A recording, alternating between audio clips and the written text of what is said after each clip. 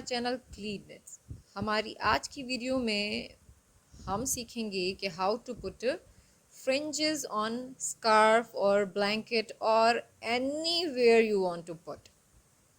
उसके लिए हमें चाहिए, हम यहाँ पे फ्रिंजेस डालना सीखेंगे। ये इनको बहुत सारे लोग टसल कहते हैं, बट इनको टसल नहीं कहा जाता, इनको फ्रिंजेस कहा जाता है। बट इन शॉर्ट हम सीखेंगे कि ये डालते कैसे हैं। तो मैंने यहाँ पे इस साइड पे डाले हुए हैं। ये मैंने स्कार्फ भी बनाना सिखाया हुआ है, इसका पैटर्न आपको डिस्क्रिप्शन में मिल जाएगा। मैंने यहाँ पे एक डाला हुआ है, अब हम जो है इस पे दूसरा डालेंगे। मैंने इस जब स्कार्फ बनाना सिखाया था तो उसमें एक्सप्लेन भी किया हुआ है कि गैप जो है और क्वांटिटी जो है फ्रिंजेस की वो टोटली आप पे डिपेंड करती है कि आप कितने गैप के साथ और कितनी डालना चाह रहे हैं। कम या ज़्यादा भी डाल सकते हैं और छोटी भी डाल सकते हैं। Length of fringes totally depend on you. ये जो हम फ्रिंजेस डाल रहे हैं यहाँ पे, आप टसल बोल रहे हैं, वो आप छोटे रखना चाह रहे हैं, बड़े रखना चाह रहे हैं, totally up to you. What we will need, हमें क्या चाहिए, हमें कैंची चाहिए, हमें क्रोशा हुक चाहिए। अगर आपके पास क्रोशा हुक नहीं है, if you don't have crochet hook, you can use tapestry needle too. फिर आप पर ये होगा कि आप इतने सारे उसमें नहीं डाल सकते, आपने थोड़ा थोड़ा करके डालना पड़ेगा। जो है ये धागे जो हम फ्रिंजेस यहाँ पे बना रहे हैं, मैं आपको तरीका थोड़ा सा बता देती हूँ, सही है।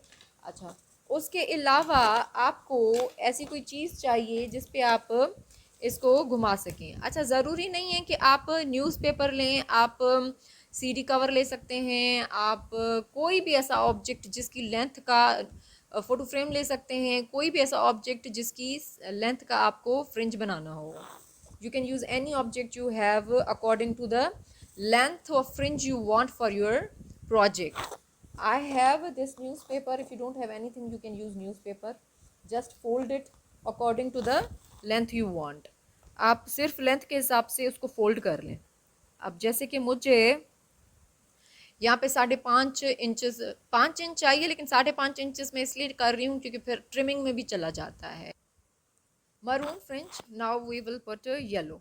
You can use any according to your project. You can use any color according to your project. Simply हमने क्या करना है, आप इसको हाथ पे भी कर सकते हैं। आपने जस्ट सिंपल इसको नापना है कि आपको भाई कितनी चाहिए। आपको जितनी भी चाहिए होगी इंचेस, आप देख लें कि मुझे अगर 5.5 इंचेस चाहिए तो मैं 5.5 इंचेस देख लूँगी, और उसके बाद फिर हाथ से भी इसको करते जाएं तो भी आप कर सकते हैं, बट मैं जस्ट आसानी के लिए कर रही हूँ। You can use any object जिसको भी आप घुमा सकें आपकी साइज़ के हिसाब से। और जो मैंने ये स्कार्फ बनाया है, ज़रूरी नहीं आप उसमें भी जो है 5.5 इंचेस डालें या 5 इंचेस, वो आप अपनी मर्ज़ी से उसको कम बड़ा कर सकते हैं। आप इसको अपनी चॉइस के हिसाब से यहाँ पे डाल सकते हैं फ्रिंज, कि छोटी हो बड़ी हो। It's totally up to you length of fringe you want to put in this scarf. Okay, तो हम इसको 8 दफ़ा रैप करेंगे। We will wrap this yarn 8 times because we need total 16 strands, but it's again up to your choice. You want 16, you want 2, you want 8, you want 4. It's totally up to you that how many strands you want in your fringe, how मतलब कितने आपको धागे चाहिए अपनी आपकी fringe में, ये totally depend करता है आप पे। सही है, ये टोटली आप पे डिपेंड करता है। तो मुझे यहाँ पे 16 चाहिए तो मैं 8 दफ़ा घुमाऊंगी। अब हम देखेंगे 1 2 3 4 5 6 7 8 9। सही, तो इसको हम इधर कर लेते हैं। अब आप इसको सीधा कर लें, अब देखें कि हम बराबर है। Again I am saying you can use any object you have available. If you don't have anything, newspaper, paper, cardboard, anything. Now take this off. Wait, first you can cut this, just this yarn. Okay, just this one.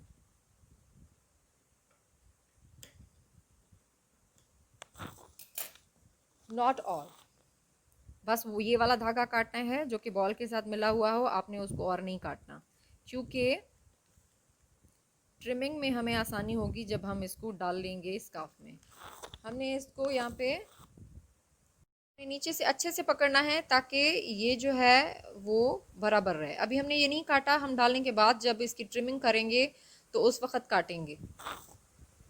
अब हम क्या करेंगे, अब crochet hook लेंगे हम, ठीक है। और गैप का ये ख्याल रखना है कि गैप जो हो वो बराबर हो। जितना गैप मैंने यहाँ पे डाला है मैं उतना ही गैप डालूंगी। आपने देखना है कि you will keep the gap according to your choice, that how many fringes you want to put, जितनी आप फ्रिंजेस डालना चाह रहे हैं। मैंने यहाँ पे एक डाला है तो अब मैं दो के बाद डालूंगी। ये यहाँ पे हमने एक यहाँ पे डाला है तो अब एक दो, दो के गैप के बाद मैं अब डालूंगी यहाँ पे। आप चाहें तो जितना आपको गैप अच्छा लगता हो आप दे सकते हैं। हमने राइट साइड से और ये डाला। क्वांटिटी भी जैसे कि मैंने आपको बताया टोटली आप पे डिपेंड करती है। आप इसको सही से पकड़ लेना है, इसको सीधा कर लेना है और ये हम इसके बीच में से निकाल लेंगे। पुल लिटिल बिट, थोड़ा सा इसको खींचना है, सही है। टेपेस्ट्री निडल से भी आप डाल सकते हैं बट फिर वो तरीका डिफरेंट हो जाएगा, वो फिर आपको यहाँ तो टसल बना के सीने पड़ेंगे। It totally depend on you कि अगर आपके पास क्रोशा हुक अवेलेबल नहीं है तो आप टेपेस्ट्री निडल यूज़ कर लें, बट उसका जो वे होगा, मेथड होगा वो दूसरा होगा टेपेस्ट्री निडल का। बट आपके पास क्रोशा हुक है तो it's very easy. Okay, now bring this yarn, these strands from this loop. इस लूप में से, इसके बीच में से हमने इसको निकाल लिया। अब हम क्या करेंगे, इसको बहुत ही प्रेस करते जाएंगे और इसको खींच लेंगे, ठीक है। इसको ऊपर करेंगे और इसको यूं खींच लेंगे। अब मैंने जब ये स्कार्फ बनाना सिखाया है तो उसमें ये फ्रिंज डालना मैंने आपको एक सिखाई है, वो आप उसमें देख सकते हैं। तो उसमें भी मैंने एक्सप्लेन किया है कि आप इसको, आप देख रहे हैं कि ये थोड़ा सा धागा ऊपर है तो you can pull it separately. आप इसको सेपरेटली भी पुल कर सकते हैं कि भाई सारे धागे फिर नीचे आ जाएं, एक बराबर हो जाएं। इसीलिए मैं पहले नहीं काट रही थी इन धागों को, ताकि फिर बराबर हो जाएं।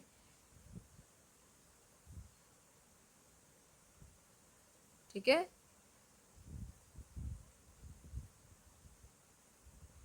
तो just keep it like this. इसी तरह हम जो हैं वो सारी फ्रिंजेस इसमें डाल लेते हैं और फिर मैं आपको बताऊंगी कि ट्रिम कैसे करते हैं। आप बेशक चाहें तो इसको यूं सीधा करके यहाँ से काट लें, ठीक है। अब आखिर में मैं ये डाल लेती हूँ, फिर मैं आपको बताती हूँ कि इनको ट्रिम कैसे करते हैं। ट्रिम इसलिए मैंने एंड में करना है क्योंकि आपको फिर एक लाइन में ट्रिम करना है कि ताकि इनकी लेंथ बराबर हो।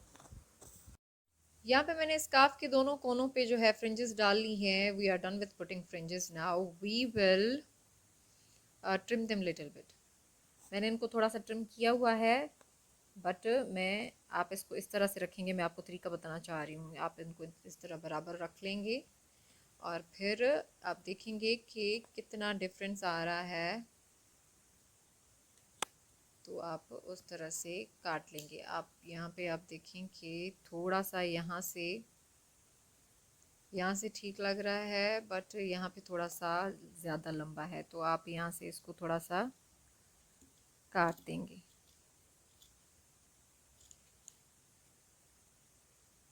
ये यहाँ पे एक रह गया है, इसको भी यूं करके इसको काट लेंगे। ठीक हो गया। अब ये है कि आप अपने हिसाब से इसको ट्रिम कर लेंगे। आपने जो बनाया होगा आप देखेंगे कि कितना गैप रह रहा है, अंदाजे पे आपने काटना होगा। बस मैं तरीका बता दिया है कि आप दोनों फ्रिंजेस डाल लेंगे और उसके बाद फिर देखेंगे कि बराबर रख के और फिर देखेंगे कितना गैप है दोनों में। मेरे हिसाब से ठीक है, आप अपने हिसाब से देख लीजिएगा।